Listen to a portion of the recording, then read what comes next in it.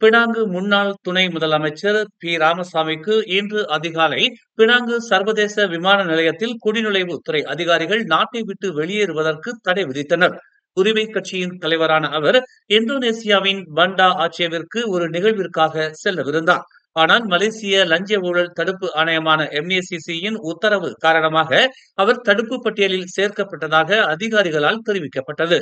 ராமசாமிக்கு விருந்தளிப்பதற்கு தேவையான அனைத்து ஏற்பாடுகளையும் வாலி நங்ரோ ஆட்சியர் அலுவலகம் செய்திருந்தது.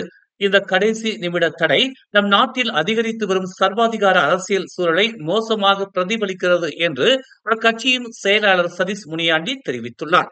ஜகார்த்தாவிற்கும் ஆட்சே சுதந்திரம் பெற முயன்ற ஒரு குழுவிற்கும் இடையே சமாதானத்தை ஏற்படுத்துவதில் ராமசாமி முக்கிய பங்கு வகித்ததற்காக அவருக்கு இன்று அமைதிக்கான விருது வழங்கப்படவிருந்ததாக அவர் குறிப்பிட்டுள்ளார். வெள்ளத்தால் பாதிக்கப்பட்டவர்களுக்கு உதவ தனியார் துறையில் உள்ள பல்வேறு நிறுவனங்கள் 3,50,00,000 வெள்ளிக்கும் அதிகமான உதவிகளை வழங்க உள்ளதாக பிரதமர் டதஸ்ரீ அன்வார் இப்ராஹிம் தெரிவித்துள்ளார்.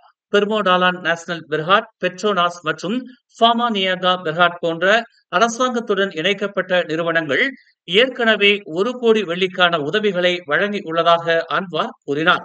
தேவான் நெகாராவில் சப்ளை பில் 2025 தாக்கல் செய்யும் போது அவர் இதனை தெரிவித்தார்.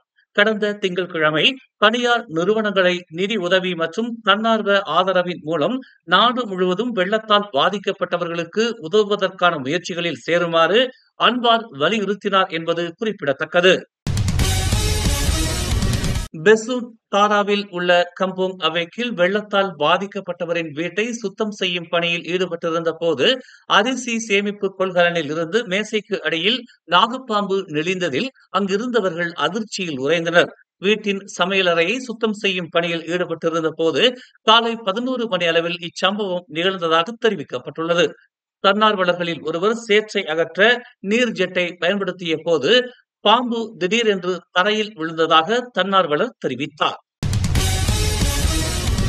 தும்பாட் தெலாகா பாத்தாவில் கடந்த ஞாயிற்றுக்கிழமை தங்கள் வீட்டை சுற்றி வெள்ள நீர் சிவப்பாக மாறியதைக் கண்டு ஒரு தம்பதியர் அதிர்ச்சி அடைந்தனர். 35 வயதான அரசு ஊழியரான முகமது ஆசாம் ஜூசோ சினார் ஹரியானிடம் இச்சம்பவத்தை விவரித்துள்ளார். தனது மனைவி சிவப்பு நிறத்தில் இருந்த வெள்ள நீரை வீடியோவாக எடுத்து தன்னிடம் காட்டிய போது தாம் அதிர்ச்சி உற்றதாக அவர் தெரிவித்துள்ளார். வியாழக்கிழமை முதல் கனமழை காரணமாக தங்கள் வீட்டின் நுழைவு பாதை மற்றும் சுற்றியுள்ள பகுதிகள் வெள்ளத்தில் மூழ்கின.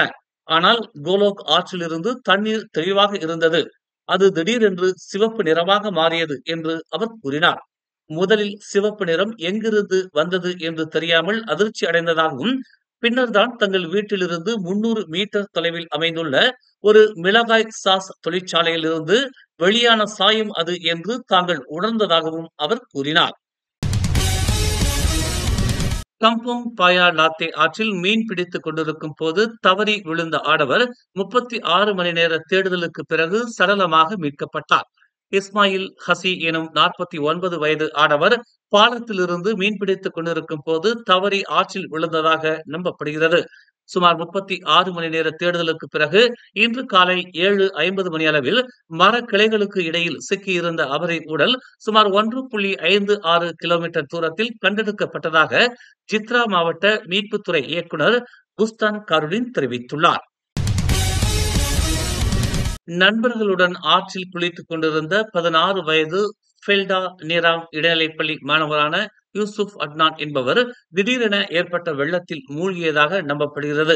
நேற்று மாலை 4 மணி அளவில் 10 நண்பர்கள் கூட்டாக தெமாமான் பகுதியில் உள்ள நேராம் ஆற்றில் குளித்துக் கொண்டிருந்த போது திடீரென காற்றாற்று வெள்ளத்தில் அவர் அடித்து செல்லப்பட்டதாகவும் அவரை காப்பாற்ற முயற்சித்தும் அவரின் நண்பர்களால் காப்பாற்ற முடியாத நிலை ஏற்பட்டதாகவும் இதனை அடுத்து மீட்பு துறைக்கு தகவல் தெரிவித்ததாகவும் தெலங்கானா மாநில மீட்புத்துறை இயக்குனர் ஜைலானி அப்துல்லா தெரிவித்தார்.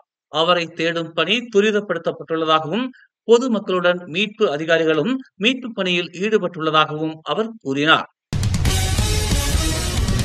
மேலும் செய்திகளை தெரிந்து கொள்ள தமிழ் மலர் நாளிதழை பாருங்கள்.